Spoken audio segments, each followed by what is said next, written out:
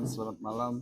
Kenalkan saya Rihat Huta Barat, selaku praktisi hukum, untuk menanggapi tentang adanya isu saat ini yang lagi ramai beredar terkait terhadap laporan Mawa ke Polda Metro Jaya sehubungan ada dugaan ada perjinahan yang diduga dilakukan antara Inarah dengan Insanul.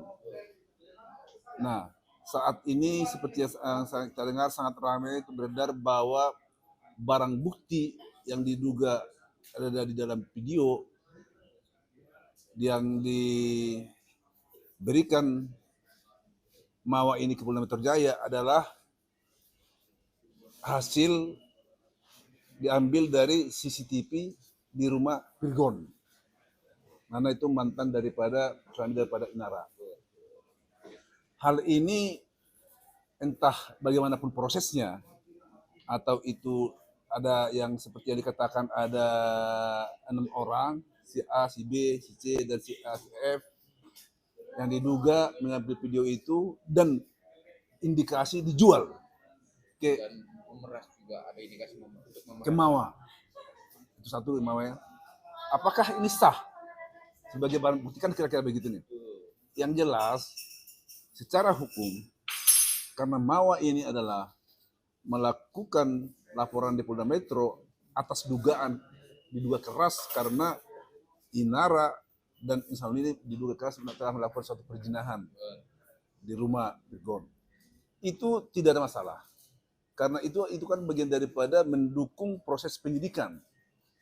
Nah, yang satu lagi, ada lagi tadi yang kita dengar juga banyak berada di media, yang dikatakan oleh salah satu rekan kita, pengacaranya Insanul ya, bahwa video yang diambil daripada rumah Virgon ini diduga akan dipergunakan untuk melakukan pemerasan. Katanya begitu.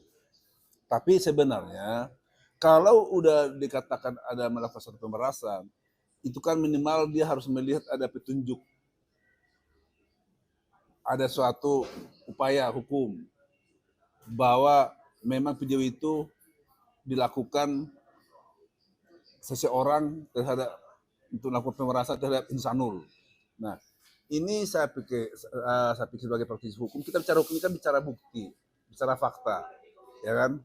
Jadi tidak bisa saya cuma ada indikasi. Ini harus, kalau ada indikasi harus ada petunjuk. Jadi ini menurut saya masih sangat abu-abu statement ini. Kalau memang ada, langsung aja laporkan. Ya. Kalau ada misalnya bukti pemerasannya, langsung aja laporkan. Misalnya siapa yang memeras itu ke aparat penegak hukum. Memang sudah dilaporkan. Nah, dilaporkan. Nanti tentu akan diproses. Tapi yang jelas, kalau dilaporkan, untuk terpenuhi suatu unsur pemerasan itu, harus ada terbukti ada suatu kekerasan atau ancaman kekerasan, akhirnya mengakibatkan seseorang itu menyerahkan baik berupa benda maupun berupa uang terhadap yang memeras. Dan itu sebenarnya terpenuhi sempurna untuk unsurnya itu apabila sudah ada terjadi transaksi. Disitulah perbuatan melawan hukumnya itu.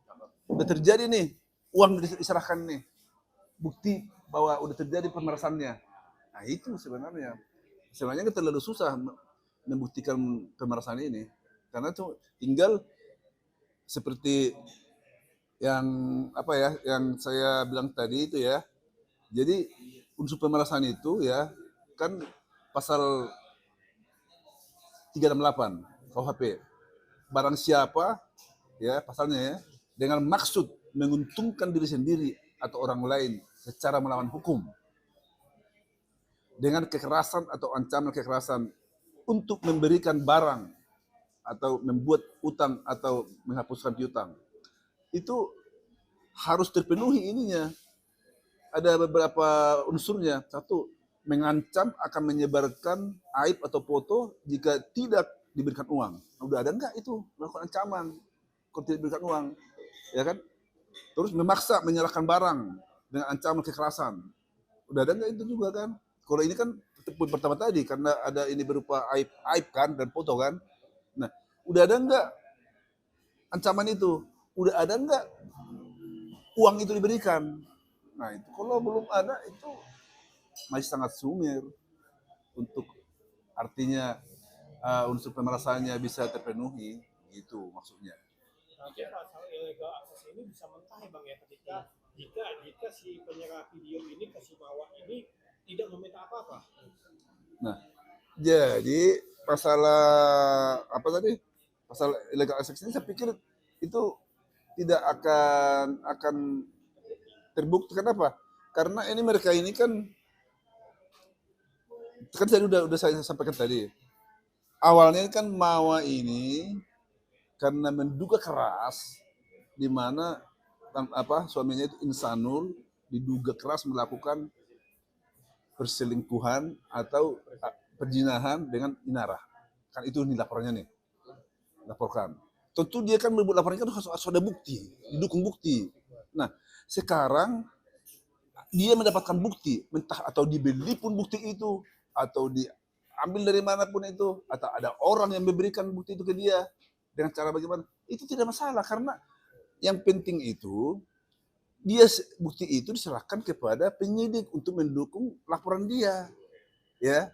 Yang bisa jadi masalah apabila bukti ini karena ini menyangkut asusila dan pornografi ya kan, kalau inti ini misalnya dibeli sama dia, terus disebarluaskan ke masyarakat umum, itulah kena undang-undang IT-nya. Kalau ini justru udah jalur yang benar proses hukumnya,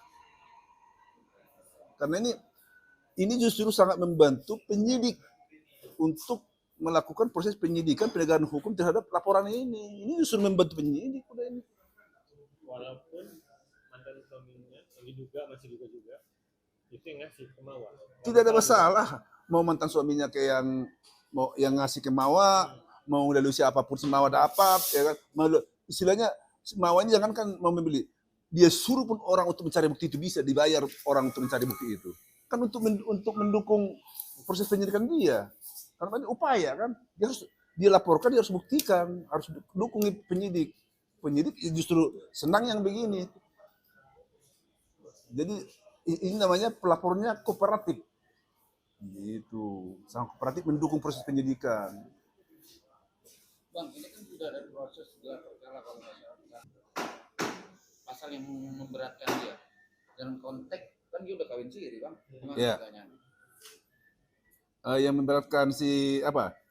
Insanul dan Inara. Tapi Inara. konteksnya udah kawin siri. Ya, sebenarnya ini ya yang perlu kita sampaikan ya. Jadi dia kan dikasih ini, sedangkan antara Insanul dan Mawa ini kan masih sah, ya kan? Masih sah ya kan? Ya, ini secara dikasiri ini kan sebenarnya di di hukum negara kan tidak artinya belum dicatat di dalam hukum negara.